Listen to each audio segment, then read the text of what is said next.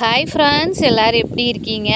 வாங்க ஃப்ரெண்ட்ஸ், இன்றைக்கி என்ன பார்க்க போகிறோன்னு பார்த்தீங்கன்னா, தம்ப்நெயிலில் பார்த்ததான் சாரீக்கு ஃபால்ஸ் சுருக்கம் இல்லாமல் நம்ம எப்படி அடிக்கலாம் அப்படிங்கிற ஒரு டிப்ஸ் தான் நான் இதில் சொல்லித்தர போகிறேன்.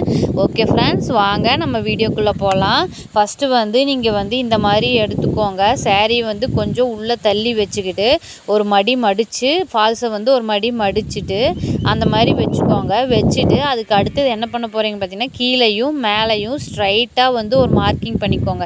இந்த மார்க்கிங் எதுக்காகன்னு பார்த்தீங்கன்னா, மேலே இப்போ நம்ம ஃபஸ்ட்டு ஸ்டார்டிங் பண்ணும்போது கரெக்டாக பண்ணிடுவோம். அடுத்த எட்ஜு நம்ம ஸ்டிச் பண்ணும்போது சுருக்கம் வந்துடும் உங்களுக்கு. அதனால் நீங்கள் என்ன பண்ணுறீங்கன்னா, இந்த மாதிரி மார்க் பண்ணிட்டிங்கன்னா உங்களுக்கு ஈஸியாக இருக்கும். அது போக ஃபால்ஸை எட்ஜில் தான், சாரியோட எட்ஜ்லேயுமே அதுக்கு அடுத்தது பார்த்திங்கன்னா ஃபால்ஸோட எட்ஜ்லேயும் வச்சு தான் ஸ்டிச் பண்ணணும். ரெண்டுக்கும் அப் அண்ட் டவுன் இருந்ததுன்னா சுருங்கிட்டு வந்துடும், மேலே தூக்கிட்டு வந்துடும். சாரி ஃப்ரெண்ட்ஸ், நான் வீடியோ எடுக்கும்போது என்னோடய ட்ரைபேட் லேசாக ஷேக் ஆயிடுச்சு. அதனால் பார்த்திங்கன்னா வீடியோ வைப்ரேட் ஆகிற மாதிரி வந்துருச்சு. ஓகேங்களா? ஓகே ஃப்ரெண்ட்ஸ், அப்புறம் அடுத்தது என்னன்னு பார்த்தீங்கன்னா, இந்த ஃபால்ஸ் நான் வீட்லேயே ரெடி பண்ணினதா. எனக்கு வெறும் 8 ரூபா தான் செலவாச்சு. இந்த 8 ரூபாயில் நான் எப்படி ஃபால்ஸ் ரெடி பண்ணினேன் அப்படிங்கிறது என்னோடய சேனலில் நான் வீடியோ கொடுத்துருக்கேன். இந்த ஃபால்ஸ் எப்படி ஸ்டிச் பண்ணுறது, எவ்வளோ மீட்டர் கிளாத் எடுக்கிறது, அதோட மெஷர்மெண்ட் என்ன, நான் எடுக்கிறதுக்கும் எனக்கும் எவ்வளோ காசு மிச்சமாகுது அப்படிங்கிறத என்னோடய வீடியோவில் கொடுத்துருக்கேன். நீங்கள் போய் பாருங்கள். இந்த மாதிரி ட்ரிக் யூஸ் பண்ணி நீங்கள் இது பண்ணிங்கன்னா உங்களுக்கு கொஞ்சம் காஸ்ட் வைஸும் மிச்சமாகும். ஓகேங்களா? அதுக்கு அடுத்தது பார்த்திங்கன்னா, இதில் இந்த மாதிரி ஸ்டிச் பண்ணிகிட்டே வந்துட்டே இருங்க. வந்துட்டே இருக்கும்போது தான் உங்களுக்கு சுருக்கம் இல்லாமல் கையில் நீட்டாக எடுத்து விட்டு ஸ்டிச் பண்ணுங்கள் ஃப்ரெண்ட்ஸ். அப்போ தான் உங்களுக்கு ரொம்ப நீட்டாக இருக்கும். ஓகேங்களா? இப்போ அடுத்தது என்னன்னு சொன்ன கேட்டிங்கன்னா, இதே மாதிரி பெரிய பெரிய டெய்லர் கடையிலெல்லாம் நிறைய பேர் சாரீ கோட் அடிக்கிறது, ஃபால்ஸ் அடிக்கிறது, கொக்கி கட்டுறது ப்ளவுஸுக்கு, அந்த மாதிரி ஒர்க்கெல்லாம் அவங்க வெளியே தான் கொடுப்பாங்க. நீங்கள் அதை வாங்கி ஸ்டிச் பண்ணி கொடுத்தீங்கன்னா உங்களுக்கும் ஒரு நல்ல இன்கம்மாகவும் இருக்கும்.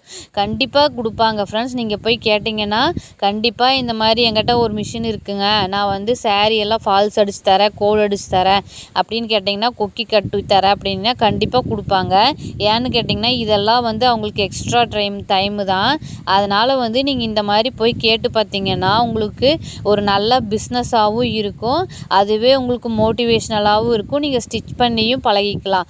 ஓகேவா ஃப்ரெண்ட்ஸ்? அது மூலியமாகவும் உங்களுக்கு நிறைய கான்டாக்ட்ஸும் கிடைக்கும்.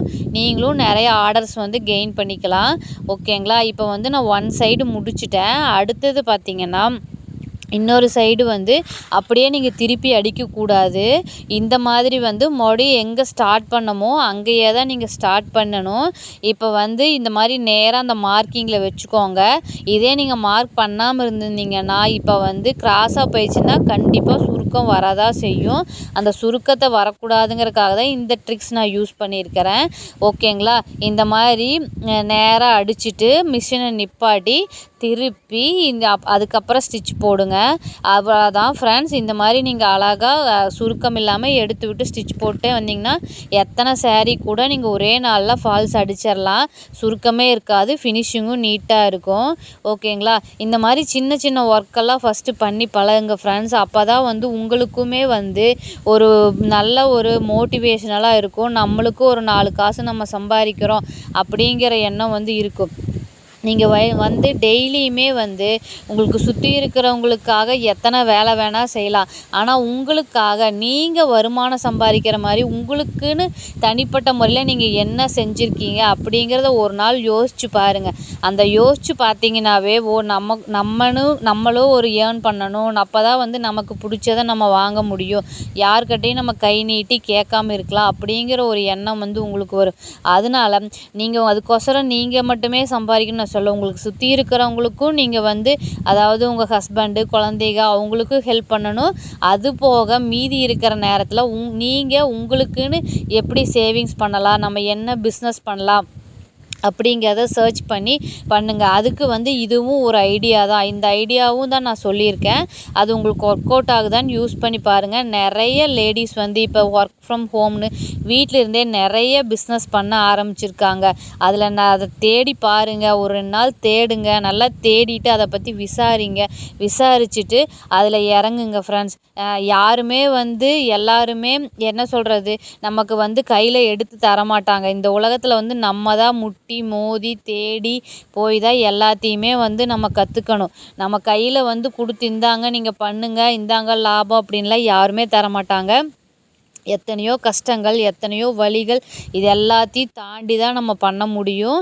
ஓகேங்களா? இப்போ வந்து நான் பாருங்கள் அடித்து முடிச்சுட்டேன். கடைசியாக வந்து இந்த மாதிரி நிப்பாட்டி திருப்பி ஒரு ஸ்டிச்சு போட்டு நல்லா ஒரு ஸ்ட்ராங்காக 2, 3 ஸ்டிச்சு போட்டு எடுத்துட்டிங்கன்னா அவ்வளோதான் ஃப்ரெண்ட்ஸ். சாரீ ஃபால்ஸ் அடித்து முடிச்சாச்சு. இந்த ட்ரிக்ஸ் யூஸ் பண்ணி நீங்கள் ஃபாலோ பண்ணிங்கன்னா உங்களுக்கு ரொம்ப யூஸாக இருக்கும். ஓகே ஃப்ரெண்ட்ஸ், பாய்.